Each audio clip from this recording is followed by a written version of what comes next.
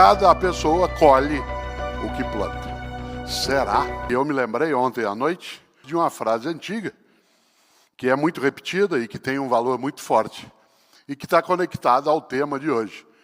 A frase que diz: cada um colhe o que planta.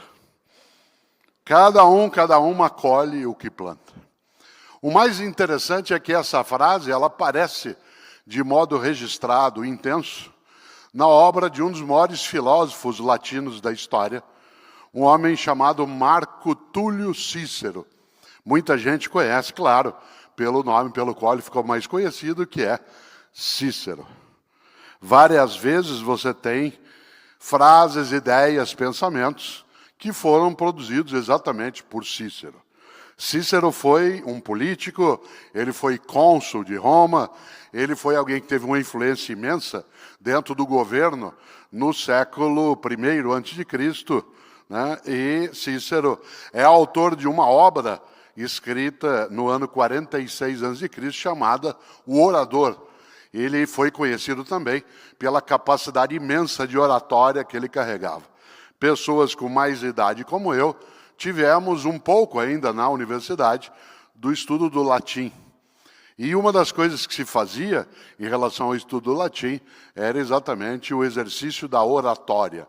E a oratória se dava, claro, com textos clássicos, especialmente aqueles produzidos, escritos por Cícero. É impossível pensar, né, o modo de reflexão ocidental sem trazer à tona a contribuição desse filósofo.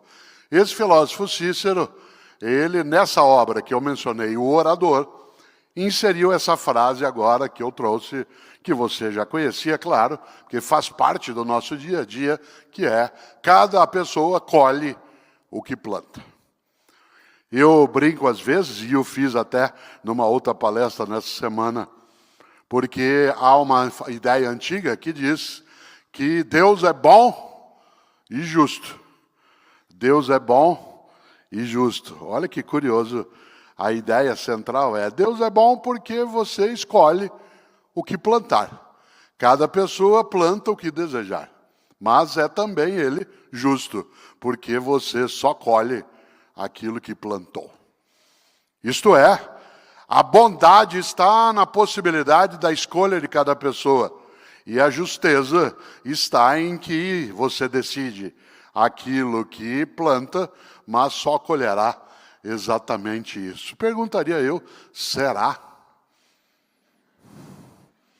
Será que tudo aquilo que se colhe é exatamente aquilo que se plantou? E as circunstâncias em que você planta e não colhe? E quando você colhe e não plantou? Esta ideia, ela traz à tona algo que é muito marcante dentro da reflexão trazida também por Cícero. E aí uma curiosidade.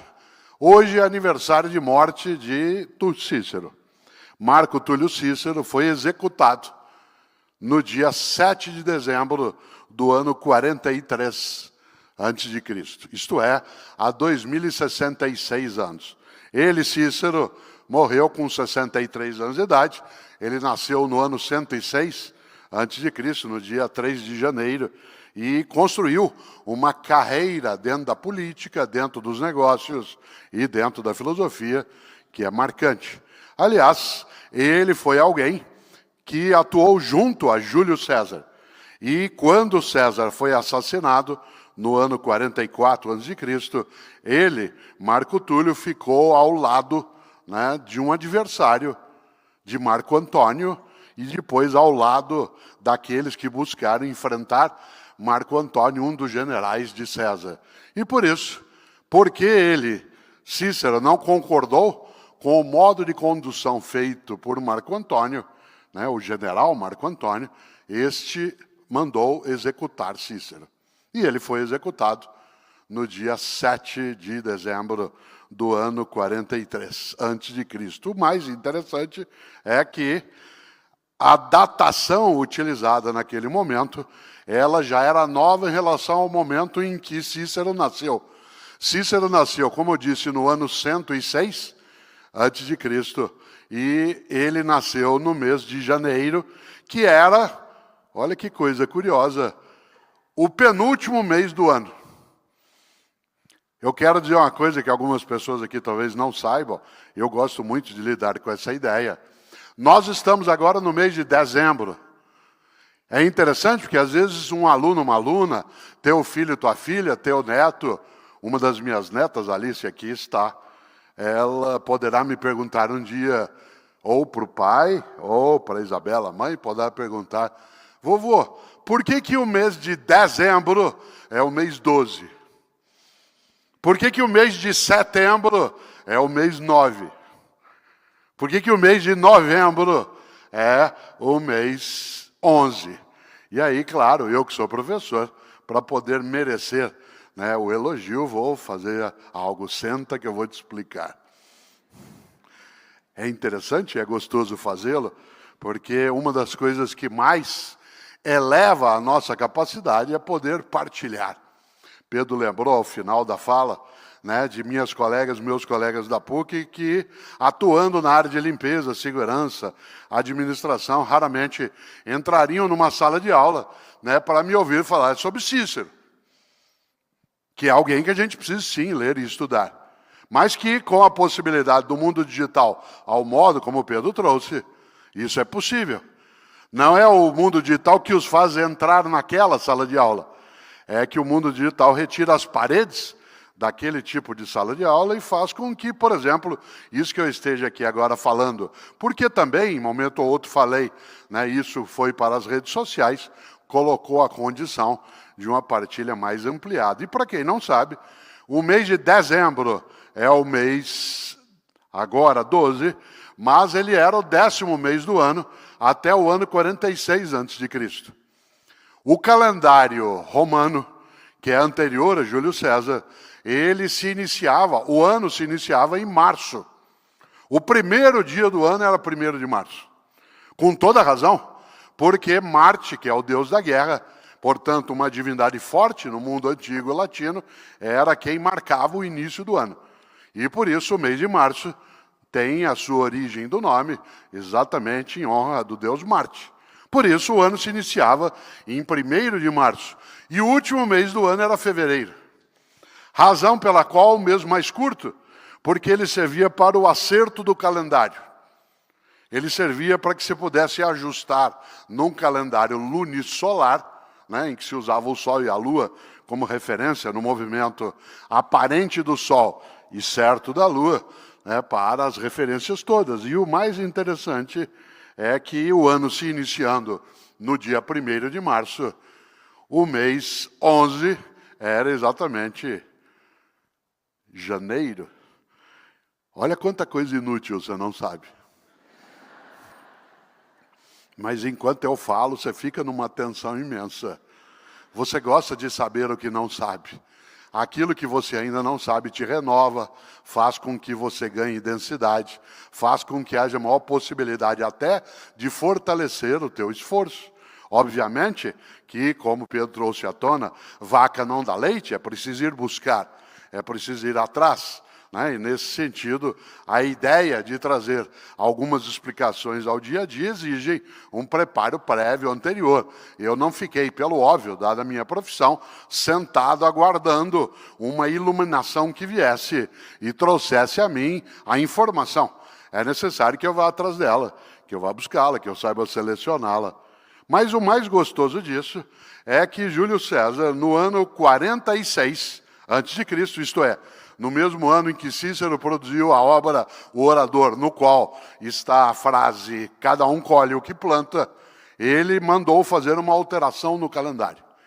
E entendeu Júlio César, e isso vale até hoje, que no mundo latino o ano deveria se iniciar pelo mês de janeiro, porque Janus, que dá nome ao mês, é uma divindade bifrontal. Isto é, tem duas faces, um rosto para frente, o outro rosto para trás. E, portanto, janeiro seria aquele que, como divindade protetora, olharia para o que já foi, como olharia para o que deveria vir. E, a partir daí, todos os países sob influência ocidental foram adotando o calendário juliano, que trouxe essa marca do ano se iniciar em janeiro. O único país do mundo em que o ano continua iniciando em março, é o Brasil. Aliás, se não é o carnaval, a vida começa após o carnaval. E nós somos um país clássico, persistente, não desistimos, né? Nisso somos aderentes às ideias, né, de Júlio César. Em 1998, eu tinha 44 anos de idade, eu fui assistir a um filme que talvez quem tem mais idade que tenha assistido, chamado O Resgate do Soldado Ryan. Esse filme conta uma história que a gente não pode esquecer. E ele tem nele algo que eu queria trazer como marca inicial nessa reflexão.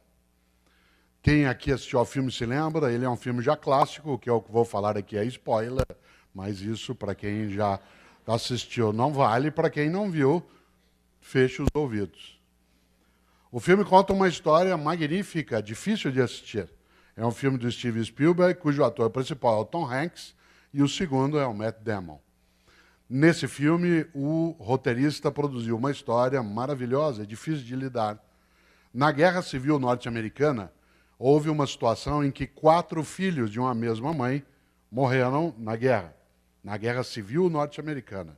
E, como 3 deles haviam sido mortos durante o combate, as forças de direção trouxeram o 4º filho para que ele não fosse também morto e a família não ficasse sem nenhum dos seus.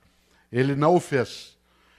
O roteirista do filme O Resgate do Soldado Ryan leu essa história porque viu um dia o túmulo deles e resolveu passar a história para a Segunda Guerra Mundial.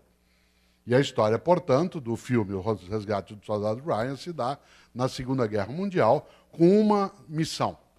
Há um capitão, que é feito pelo Tom Hanks, que precisa juntar mais 7 e montar um grupo que vá até a Europa, a França, resgatar um paraquedista que, especializado em ataque, tinha se perdido no meio da Europa porque o paraquedas caiu, né, num local onde não havia tropas aliadas.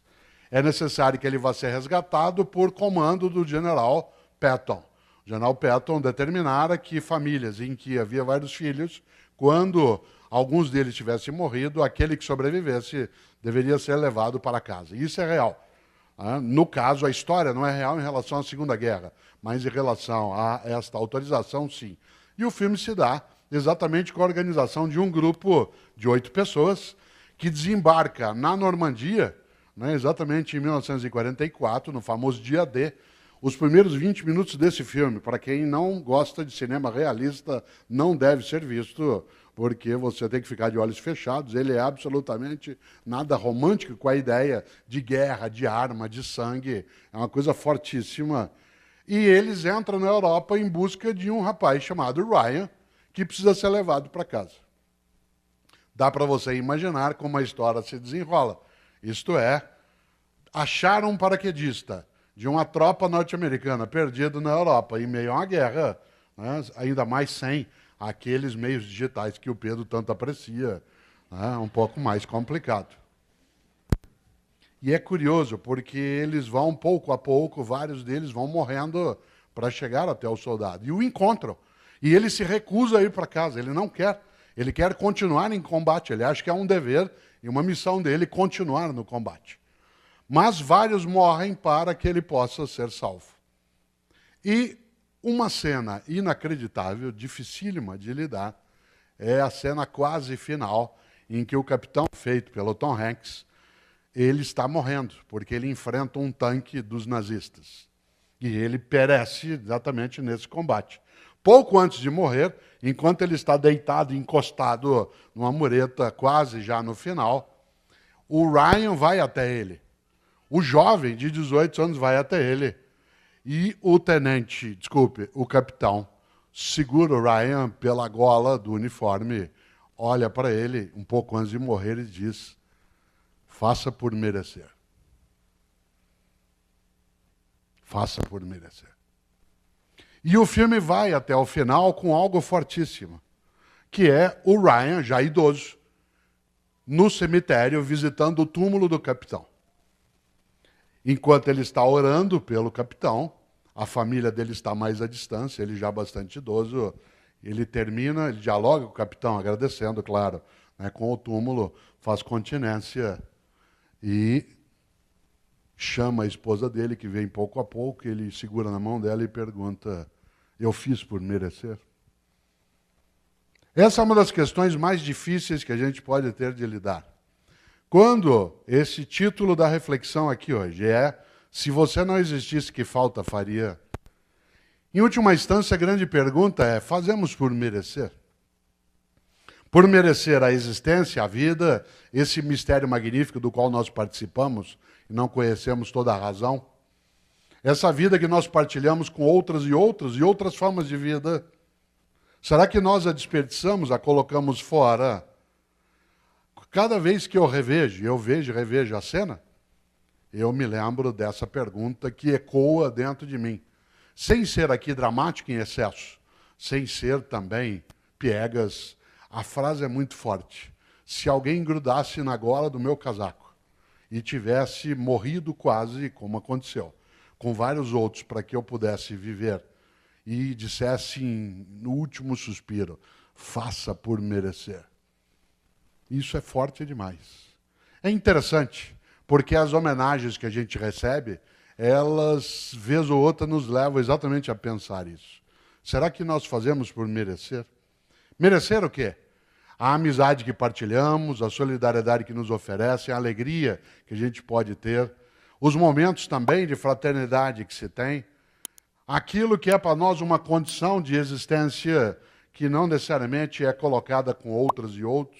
Eu entrei na universidade para fazer filosofia na cidade de São Paulo, faz exatos 50 anos, faz meio século, e na primeira semana de aula, no mês de fevereiro de 1973, sentou-se ao meu lado um colega que é manauara, que vive em Manaus, que é professor também de filosofia e escritor, o Alfredo Lopes.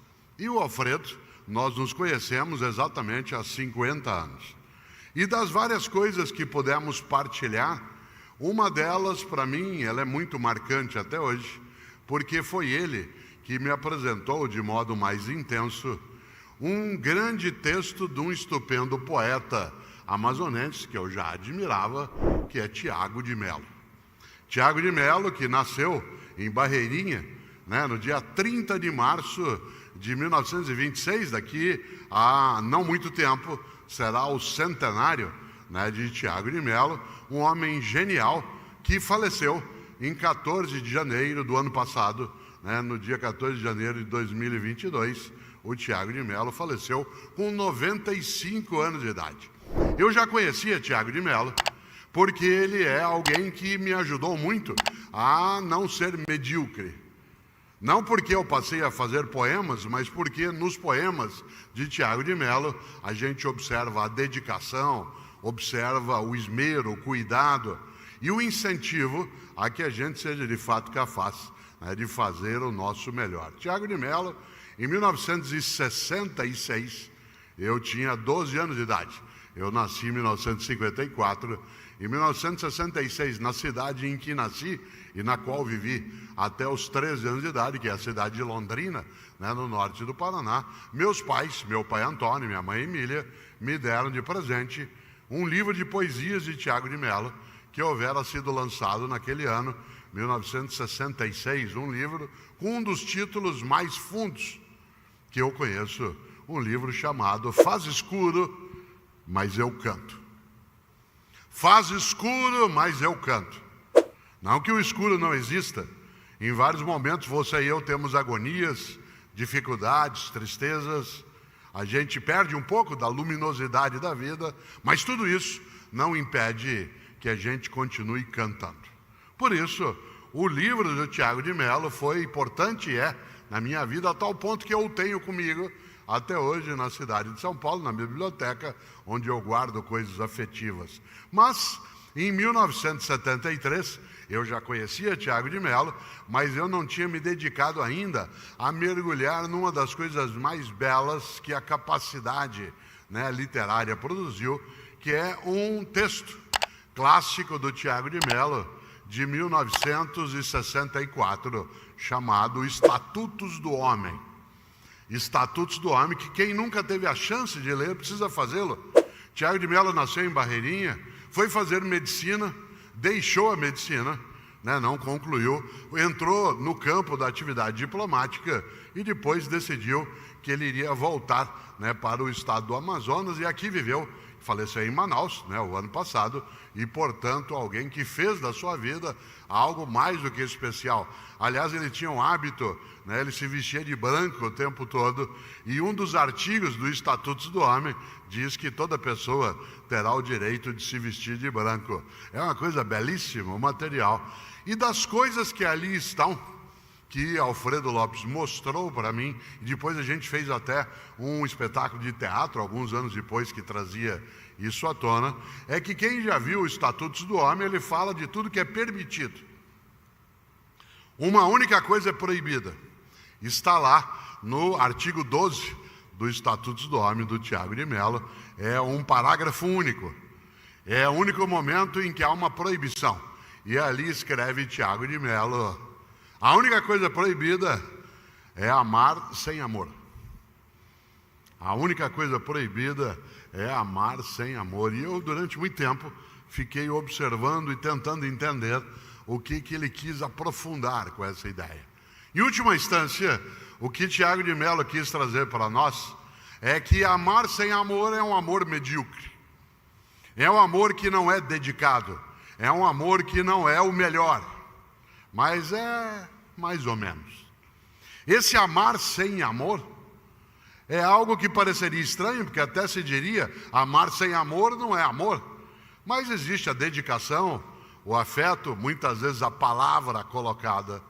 Por isso, nós não podemos esquecer o quanto que a intensidade amorosa, a intensidade da vida, ela nos coloca, sim, a necessidade de fazer do melhor modo aquilo que a gente vai fazer, e entre essas coisas, o próprio amor. Em relação a um dos meus filhos, eu tive que lembrar ele por escrito: você não é nem meu juiz e nem meu avaliador.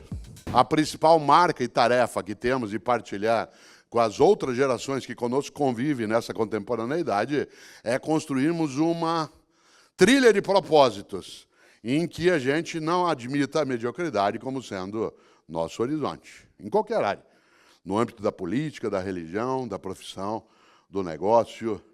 Claro, afinal de contas, os caminhos são múltiplos, só que há um contributo imenso das gerações que estão chegando e há um contributo imenso das outras gerações que já estavam.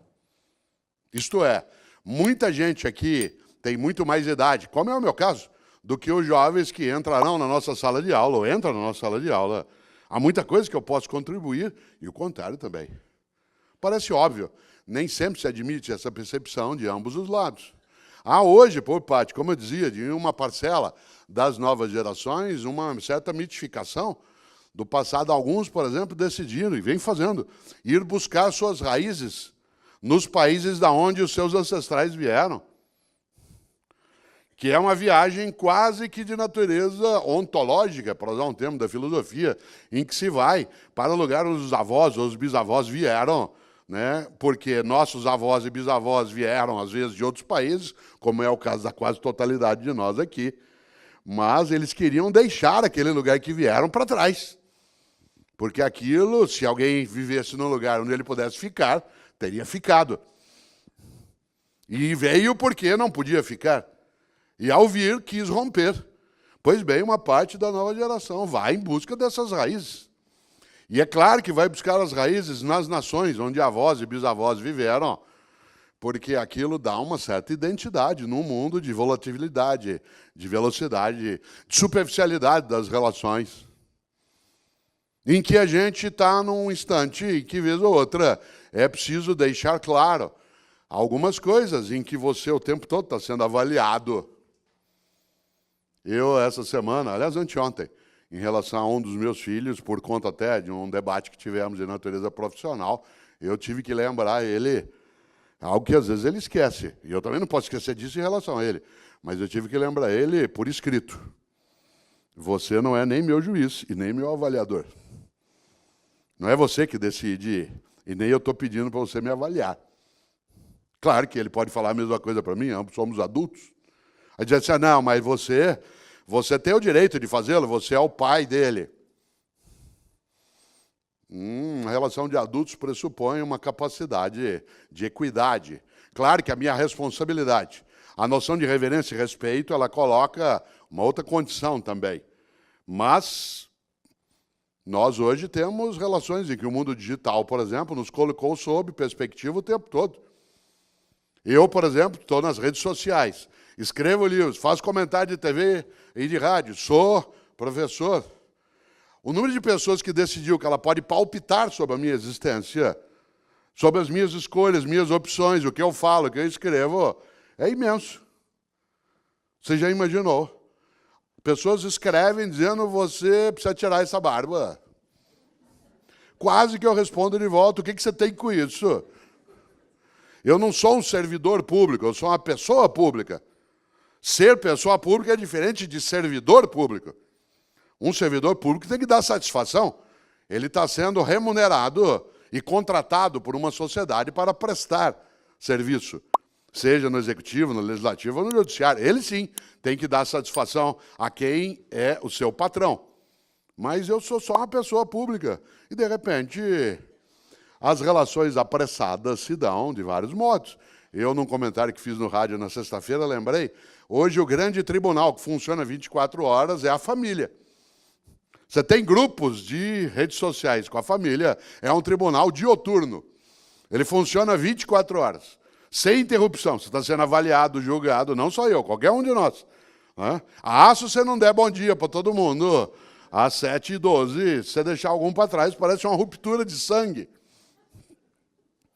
Mas é a mesma pessoa que nunca te procura para oferecer nada. Teu celular tocou. Hoje a gente tem identificador de chamada. Você vê o nome, você sabe que a pessoa vai pedir alguma coisa para você. Ela nunca liga para te oferecer um saco de manga, 1 litro de jabuticaba. Só liga para pedir. Mas te avalia, te julga, se chateia, fica melindrada ou melindrado se você não responde bom dia, família.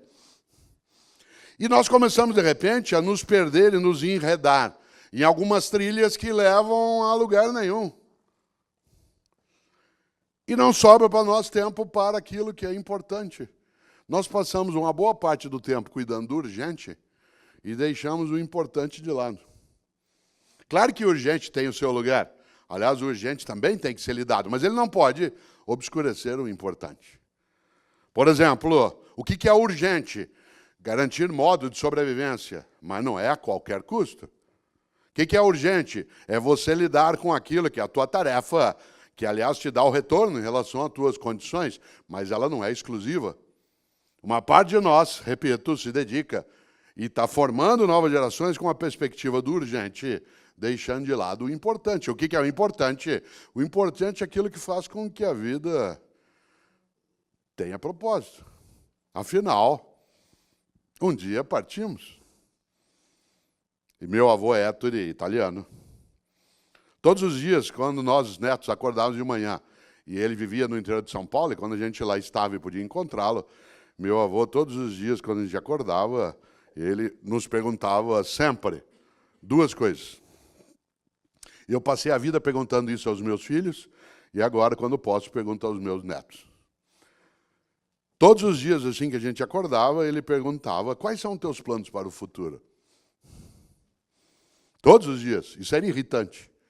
Porque isso nos obrigava a ter que pensar em futuro. E eu só queria aproveitar aquele momento. E ele dizia, não é para você não aproveitar, apenas que você não pode só aproveitar o momento. Isto é, como diz o Contardo Caligares, um grande psicanalista italiano, é parte da nova geração, ela vive hoje como se ela fosse adulto em férias. Não trabalha, não cuida, vai ao cinema, passeia, janta fora. Ela vive como se ela fosse um adulto em férias. Claro, e aí cai numa armadilha. Confunde desejos com direitos. Eu quero, você tem que me dar. Você deu é pouco, quero mais. Como se você fosse apenas alguém que tem a obrigação de prover meios, condições, felicidade e exaurir a tua existência.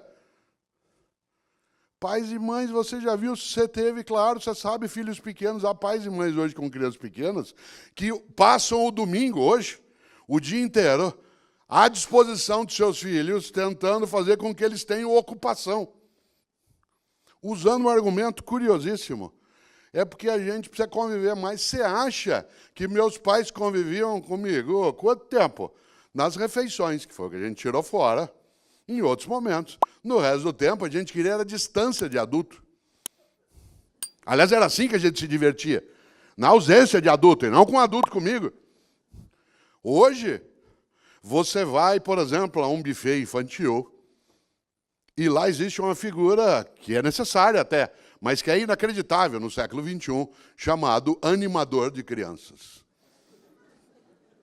Uma geração que precisa de animador, tendo 10 anos de idade, está com algum tipo de distúrbio. Há várias e várias das formas de pensar a vida que a colocam como sendo o nosso tempo, o nosso lugar, a nossa forma de ser, a nossa presença no mundo. Por isso, quando São Bento diz reza e trabalha, aquilo que é a reverência, o rezar, é uma coisa que cada pessoa escolhe se vai fazê-lo e como o faz. E a ação, o trabalho, aquilo que faz com que as coisas aconteçam, é sim uma necessidade no nosso dia a dia, que entre outras coisas tem uma exigência. Essa exigência é que a gente se pergunte qual é a razão de fazermos o que fazemos. Em outras palavras, qual é o sentido daquilo que você e eu fazemos. E sentido aí na dupla acepção. Sentido como significado e sentido como direção. Para onde vai e por que é feito? Eu, Cortella, naquilo que coloquei para mim, na minha vida, minha existência, naquilo que pude escolher e escolho, faço o que faço por qual razão? Faço valer a pena? Qual é a pena? Se diria, bom, a pena é você ter de passar por uma vida que tem turbulência, tem dificuldade, que é marcada talvez mais fortemente pelo título de uma obra magnífica de 1986, do nosso estupendo poeta gaúcho, escritor Mário Quintana. Mário Quintana lançou um livro em 1986 chamado Baú de Espantos. Baú de espantos. Aliás, a vida parece isso. Você abre o baú, sai um espanto. Abre e sai outro. E nós vivemos nos espantando, né, no nosso dia a dia, no nosso cotidiano. Mário Quintana, um homem que nasceu em julho de 1906.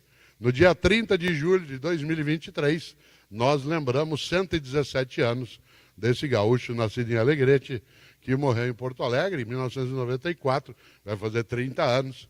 Um homem genial, que, entre outras coisas, construiu uma trova um dia, que eu vou trazer à tona em vários momentos aqui hoje, quando ele, Quintana, escreveu, um dia pronto, me acabo. Seja o que tem de ser, morrer que me importa, o diabo é deixar de viver. Olha que coisinha inteligente, um dia pronto, me acabo. Seja o que tem de ser, morrer que me importa, o diabo é deixar de viver. E deixar de viver não é apenas o perecimento do corpo. Deixar de viver não é o falecimento. Deixar de viver é aquilo que, enquanto você vive, em você deixa de ter fertilidade, deixa de ter presença, deixa de ter relevância. São as nossas mortes no dia a dia em vida. A morte da esperança, a morte do propósito, a morte daquilo que é a possibilidade, né, de efusividade e vitalidade. Um dia pronto me acabo, seja o que tem de ser, morrer, que me importa. O diabo é deixar de viver. Mário Quintana, um homem genial, que, como você bem sabe, ao falecer em 1994, no dia 5 de maio, ele pediu, e isso foi cumprido, para que no seu túmulo houvesse um epitáfio. E eu gosto de trazer essa ideia do epitáfio, quase todo mundo sabe isso que vou dizer, porque faz parte da nossa cultura no dia a dia.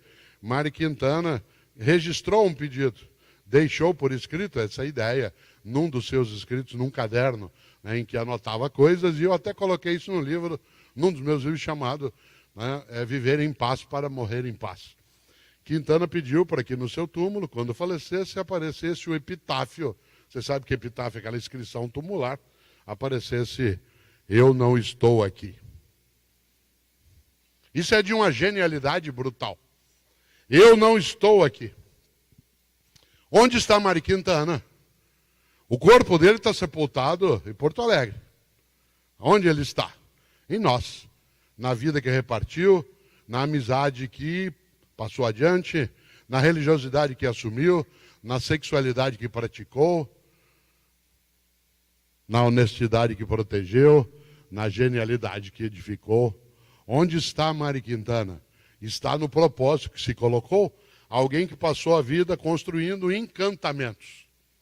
Encantamentos pela vida, encantamentos pela capacidade de trazer para nós uma direção direta daquilo que é um sentido da própria existência que faça valer a pena. Claro, você pode também desperdiçar. Há um estupendo ator paulista, nascido na cidade de Ourinhos, já faleceu idoso, muita gente o conhece, que é Antônio Abujamra. Antônio Abujamra, durante muito tempo, fez um genial programa na TV Cultura em São Paulo, da qual eu sou comentarista, um programa chamado Provocações, né, que segue agora sob o comando do Marcelo Tass, né, com o nome de Provoca, mas que muito tempo foi a Abujamra que fez. E é dele uma frase que eu gosto sempre de lembrar, quando ele dizia: a vida é tua, estrague-a como quiser. Olha que coisa. A vida é tua, estrague-a como quiser. Claro, se o propósito for estragá-la. Se o propósito for fazer com que ela perca valia, que ela perca sentido. E nessa hora, evidentemente, Quintana nos ajuda. Em 1973, isto é, há 50 anos, ele lançou um livro, Mari Quintana, que é decisivo na minha formação.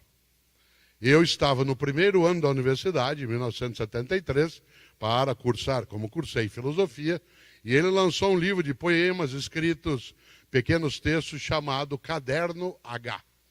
Caderno H, que é uma obra ultra representativa da produção do Mari Quintana. E nesse Caderno H, que resultou de colunas que ele escrevia em jornais, de pequenos textos que saíam em revistas, ele fez uma série de poemas e escritos ali. E isso me influenciou muito, porque estando eu no primeiro ano da universidade, eu imaginava que a filosofia deveria também, ao modo dos gregos antigos, se dedicar a pensar o dia a dia, o cotidiano. Isto é, a vida concreta das pessoas. E eu me coloquei como um dos propósitos que no dia que eventualmente escrevesse alguma coisa, no dia em que eu fosse autor, que a minha dedicação seria também a pensar o dia a dia, e não a pura abstração, que é importante na filosofia, mas que eu não desejava como sendo o meu caminho. Eu queria, como quero, que o propósito do que faço no campo da reflexão mexa com a ação das pessoas, com a convivência que ela tem, com aquilo que é, para mim e para ela, o que dá sentido também ao que fazemos. E Mari Quintana trouxe isso, o que inclusive provocou em mim a autoria um dia de 3 livros que tenho, que se iniciam pela palavra não. Não, não é não de negação, é não de advertência. O primeiro deles, que é mais antigo, inspirado em Quintana, são reflexões sobre vida, morte, trabalho, lazer, família, e ele se chama Não Espere pelo Epitáfio. Eu citei há pouco o Epitáfio de Quintana, né, e me lembro que a razão do título do livro é que na época fazia muito sucesso, ainda bem, uma estupenda música dos Titãs chamada Epitáfio. E essa música diz algo que mexe com a gente, porque ela pode provocar tanto um sentimento, desde agora, de não estragar a vida, como também um sentimento de lamentação. Quando se canta na música, e você lembra, eu devia ter amado mais, sonhado mais, ter visto o sol nascer. Eu posso olhar, ouvir isso dos Titãs, como sendo um estímulo para que a gente não deixe a vida escorrer à toa, ou posso olhá-la como mera lamentação. Isto é, eu devia ter amado mais, sonhado mais, ter visto o sol nascer. Quase como um não dá mais tempo. Não tenho mais como fazê-lo. Uma das intenções desta aula hoje é que a gente seja capaz de lembrar que dá tempo. E esse dá tempo é sempre algo que caminha na direção da mais marcante das nossas capacidades, que é persistir. Isto é, buscar. Uma das coisas que mais eu ouço hoje, pessoas dizendo, e isso é verdade, especialmente nas novas gerações que chegam ao mundo do trabalho, às organizações, às empresas, eu quero fazer só o que eu gosto. O que eu costumo dizer que é um sinal de inteligência. Afinal, só um imbecil gostaria de fazer o que não gosta. Das coisas que o mundo da religião trouxe, uma delas é uma expressão que aparece num dos evangelhos dos cristãos. Vocês sabem que os cristãos têm 4 evangelhos oficiais, que são chamados de canônicos. 3 deles são evangelhos que contam uma história paralela, por isso eles são chamados de sinóticos. E tem um 4º evangelho, que é o evangelho de João, que tem uma história muito mais reflexiva, filosófica, do que narrativa. Os 3 evangelhos que são sinóticos, o de Mateus, o de Marcos e o de Lucas, o de Marcos tem uma expressão que tanto faz se você tem religião ou não, essa é uma decisão tua, é uma escolha tua se tem ou não, mas ali no evangelho de Marcos, há uma frase que ele registra, atribuída a Jesus de Nazaré, que eu acho genial, porque ali no capítulo 8º, no versículo 36, os cristãos registraram uma fala a Jesus atribuída, na qual ele disse: de nada adianta uma pessoa ganhar o mundo se ela perder sua alma. Olha que frase forte e difícil de lidar. De nada adianta uma pessoa ganhar o mundo, isto é, ser proprietária das coisas, ser alguém que tenha poder, se ela perder sua alma. Perder a sua dignidade, perder a sua identidade, se ela perder exatamente aquilo que dá a ela a possibilidade de ser uma pessoa que não se degrade, não apodreça a sua convicção, que não seja nojenta naquilo que é a sua prática. E eu acho essa expressão consignada ali em Marcos como uma coisa genial para a gente pensar. Olha só de novo, de nada adianta uma pessoa ganhar o mundo se ela perder sua alma. Por isso, ganhar o mundo em última instância poderia ser só a aquisição, a propriedade de bens materiais, que também tem importância, mas não tem exclusiva importância. Mas a outra ideia, que é não perder sua alma, significa não perder aquilo que a vida indica, possibilita, coloca. E nessa hora, claro, pergunto eu de novo para você e para mim, como é que você ganha a vida? Como é que você ganha a vida, em vez de perdê-la? Pode parecer, digo de novo, uma conversa romântica, uma conversa vazia. Afinal, diriam algumas pessoas, a vida tem tantos requisitos, ela tem tantas exigências que não dá para ficar pensando no que você levanta. Afinal, por que fazemos o que fazemos? Diriam alguns, eu faço porque eu tenho que fazer. Senão não sobrevivo, o que é verdade. Mas naquilo que faz, porque tem de fazer, existe alguma razão pela qual continue fazendo com dedicação, com esforço, com aplicação, com persistência? Uma das coisas que mais eu ouço hoje pessoas dizendo, e isso é verdade, especialmente nas novas gerações que chegam ao mundo do trabalho, às organizações, às empresas, eu quero fazer só o que eu gosto. O que eu costumo dizer que é um sinal de inteligência. Afinal, só um imbecil gostaria de fazer o que não gosta. No entanto, independentemente dessa ideia, a noção de eu gosto de fazer o que eu gosto coloca um outro senão. Para você fazer o que você gosta, você tem que fazer várias coisas que você não gosta. Para que você consiga chegar ao lugar que tem como horizonte, há vários outros movimentos que são feitos, que não sempre são engraçados. Vários deles são desgraçados. Eu vou dar um exemplo na minha área. Eu sou professor, agora no próximo ano fará 50 anos, meio século. Eu comecei a dar aulas, eu estava ainda na universidade, em 1974, eu estava no 2º ano de filosofia e fui chamado para ser auxiliar de 2 professores de disciplinas diferentes. E ali eu comecei a minha atividade docente, que vai fazer já meio século. Pois bem, por que eu faço o que eu faço? Porque eu acho que a maneira minha de ser necessário, ou, no meu caso, e de deixar a vida menos desgraçada, é a docência. É a comunicação, no caso também a palestra, a escrita, o mundo digital. Mas, na minha vida, para ela ficar cheia de graça, tem muita coisa que é desgraçada. Por exemplo, na minha profissão, se tem uma coisa que é desgraçada, é ter que corrigir prova. Vocês não fazem ideia do que é que significa um domingo como ontem, que na cidade de São Paulo foi exuberante. Quem estava aqui, um domingo daqueles de outono, com um céu bonito, com o sol até o fim da tarde, algumas pessoas chamando as outras para ver o pôr do sol. Você passar a tarde inteira corrigindo prova. Enquanto a família se diverte, diz, pai, vem. E você diz, não, tem que ficar aqui. Por quê? Esse é o meu trabalho. Mas, pai, só um pouquinho. Não, isso aqui é o meu...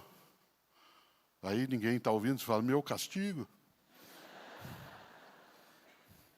Ou é meu dever? Ou é minha obrigação? Ou é o desgraçado para que o engraçado venha? Mas por que é ruim corrigir prova? Quem aqui é professor ou professor sabe. A gente não pode não fazê-lo. Eu, Cortella, não tenho como, quando era docente no cotidiano, não tinha como não corrigir provas e trabalhos dos meus alunos, porque a única maneira de eu saber como eu estou ensinando é se eu afiro como as pessoas estão aprendendo. A única maneira de eu saber se aquilo que eu estou fazendo tem relevância, eficácia, se tem alcance, é se eu notar como é que as pessoas estão aprendendo, escrevendo, trazendo. Não basta alguém me contar. Será que dá para eu terceirizar a correção de prova? Claro que dá. Segundo alguns, em breve a inteligência artificial fará isso por mim. Mas ela fará por mim, vai me contar ou vai fazer um relatório? Mas existe uma percepção em relação àquilo que você está lendo, que relatório algum substitui. Existe um conhecimento que é diferente da mera informação, Pedro lembrou isso antes, um conhecimento que vem da minha percepção de como é que as pessoas estão aprendendo. Mas corrigir prova é uma desgraça. Porque você lê a mesma notícia em 200 jornais diferentes, cada um escrito numa letra. Tanto que a gente tem que organizar na maneira como corrigir prova. Eu fazia isso, porque você está no domingo à tarde, a família passeando, todo mundo almoçou direitinho, e você tem que sentar 2h da tarde ali para começar a fazer aquilo. Você precisa cuidado, porque se você tem 50 provas ou trabalhos em mãos para ler, você precisa fazer um sistema onde você faz uma primeira leitura, sem ainda dar uma avaliação com nota. Depois você faz uma segunda, voltando, porque do contrário a tendência é pegar os primeiros e massacrar. Porque você está descansado. À medida que você começa a ficar mais cansado, aí vai passando. Então, é preciso ter um critério, de maneira que você consiga, não a neutralidade, porque isso não existe, mas a objetividade analítica.